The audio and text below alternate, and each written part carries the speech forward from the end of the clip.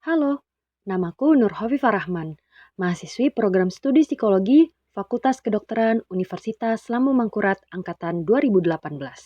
Pada video kali ini, aku akan menjelaskan sebuah topik terkait psikologi kognitif untuk memenuhi tugas ujian akhir semester mata kuliah psikologi kognitif. Apa yang ada di pikiran kalian ketika melihat perempuan ini tersenyum kepada kalian? Atau ketika melihat seorang bos yang sedang memarahi bawahannya? Lalu, apa juga nih yang ada di pikiran kalian ketika melihat seorang perempuan yang sedang asyik menonton video bersama sahabatnya? Dan yang terakhir, apa yang ada di pikiran kalian ketika melihat seorang perempuan yang sepertinya sedang termenung sendiri di tepi danau? Kamu mungkin akan menganggap perempuan pada video pertama sebagai perempuan yang periang, perempuan pada video kedua sebagai perempuan yang hangat, seorang bos pada video ketiga sebagai bos yang pemarah, dan perempuan pada video terakhir mungkin kamu anggap sebagai perempuan yang pemurung dan tidak bersemangat. Semua anggapan yang kamu berikan kepada tokoh pada video-video tersebut disebut sebagai kesan pertama atau first impression. Setiap orang biasanya menampilkan beragam kesan dan perasaan pada setiap awal pertemuan. Ada yang hangat, dingin, pemalu, dan sebagainya. Biasanya, sikap yang pertama kali ditampilkan oleh seseorang akan menjadi kenangan tersendiri bagi kita. Dengan kesan tersebut, biasanya kita akan cenderung menyimpulkan lebih awal mengenai sifat atau perilaku orang tersebut secara general. Fenomena tersebut disebut sebagai halo effect. Halo efek merupakan sebuah bias kognitif yang kemudian dapat memengaruhi bagaimana kita menilai berbagai sifat orang tersebut. Dengan kata lain, kita seperti melakukan judgement terhadap orang yang baru kita jumpai hanya berdasarkan apa yang pertama kali kita lihat dari orang tersebut. Halo efek pertama kali diperkenalkan pada tahun 1920 oleh seorang ahli bernama Edward Lee Thorndike. Ia pertama kali menemukan fenomena unik ini saat melakukan sebuah penelitian yang melibatkan para petugas kemiliteran sebagai subjeknya dan meminta mereka untuk memberikan ranking terhadap bawahannya. Uniknya, walaupun para petugas belum banyak berinteraksi dengan bawahannya, namun mereka dapat memberikan hasil ranking tersebut kepada Thorndike.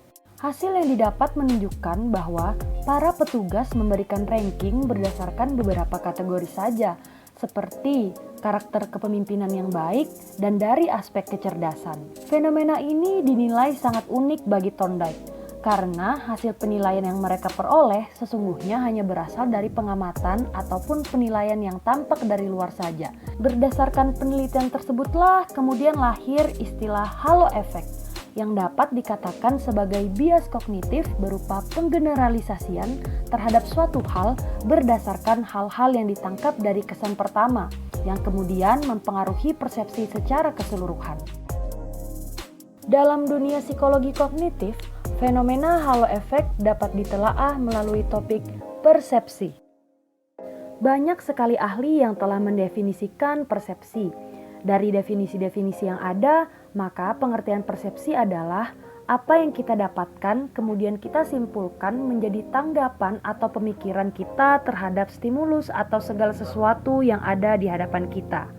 Bjorklund tahun 2000 menyatakan bahwa proses pemahaman terhadap perangsang atau stimulus yang diperoleh oleh indera menyebabkan persepsi terbagi menjadi beberapa jenis.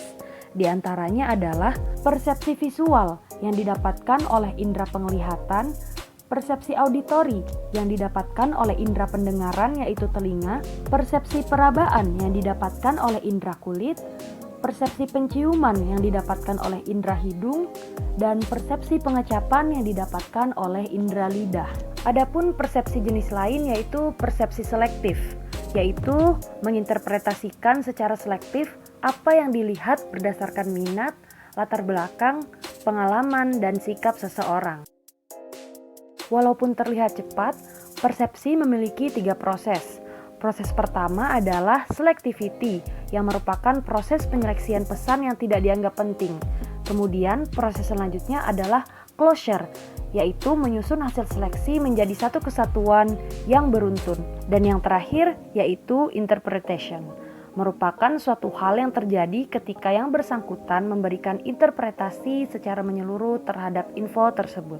Selanjutnya, persepsi juga memiliki beberapa prinsip, yaitu figure and ground relationship, principle of similarity, principle of closure, principle of proximity, principle of inclusiveness, principle of continuity, dan principle of common life. Dari ketujuh prinsip tersebut, fenomena halo effect berkaitan dengan dua prinsip, yaitu prinsip figure and ground relationship dan principle of inclusiveness. Dengan principle of inclusiveness, kita cenderung hanya akan fokus kepada stimuli yang paling mencolok, yang kemudian akan kita jadikan sebagai kesimpulan. Lalu, dengan prinsip figure and ground relationship, kita sudah tidak akan memperhatikan komponen-komponen lain yang tidak tampak karena kita sudah fokus pada suatu hal yang tampak mencolok. Dengan prinsip-prinsip tersebut, maka kita akan mempersepsikan perempuan pada video pertama sebagai perempuan yang periang karena ekspresi itulah yang ia tampakkan saat pertama kali bertemu dengan kita. Mengenai hal lain seperti apa yang dibicarakan, cara berpakaian, mungkin akan cukup kita abaikan. Sebaliknya, perempuan pada video kedua menampilkan wajah yang murung dan terlihat sedih ketika kita pertama kali melihatnya. Padahal pada saat itu kita belum sempat mengajaknya mengobrol dan berbicara lebih jauh. Dan kita cenderung menyimpulkan dia sebagai perempuan yang pemurung dan penuh dengan kesedihan. Persepsi-persepsi kita sebelumnya tadi kemudian akan menjadi halo effect bagi kedua perempuan tersebut. Halo effect sangat erat kaitannya dengan persepsi yang selalu berkaitan dengan apapun yang terlihat secara kasat mata dan apa yang ia lakukan saat kita melihatnya atau dari segi penampilan yang kemudian mempengaruhi bagaimana cara kita akan memandang orang tersebut secara keseluruhan. Hal ini tentu saja tidak selalu pasti benar dan akurat karena persepsi yang muncul dalam diri kita hanyalah berdasarkan apa yang kita lihat saja, tanpa adanya interaksi sosial yang lebih untuk mendapatkan hal-hal lebih lanjut. Maka dari itu, halo effect dapat saja memberikan dampak yang positif apabila dapat menjadi alasan untuk terus berbuat dan menampilkan yang terbaik dengan setulus hati, dan dapat menjadi dampak negatif apabila digunakan sebagai jalan untuk menjustifikasi tanpa melihat suatu hal secara objektif. Dapat kita simpulkan bahwa bias kognitif seperti halo effect adalah hal yang wajar karena manusia sejatinya terlahir dengan kecenderungan-kecenderungan akan keyakinan moral atau sosialnya masing-masing. Perbedaan pasti ada, namun alangkah baiknya jika kita terus dan selalu belajar menjadi pribadi yang lebih terbuka dalam berpikir dengan menghargai sesama karena setiap dari kita adalah unik dan berbeda. Dengan menyadari bahwa setiap orang juga memiliki nilai-nilai yang berbeda, maka tindakan tersebut adalah tindakan yang bijaksana untuk dapat hidup bermasyarakat sehingga kita tidak terburu-buru memberikan penilaian instan dan dapat bersikap jauh lebih objektif. Demikian penjelasan pada video ini. Semoga video ini dapat memberi manfaat. Jangan lupa untuk tekan tombol like dan tuliskan pendapatmu di kolom komentar mengenai apa yang sudah dipaparkan sebelumnya. Terima kasih.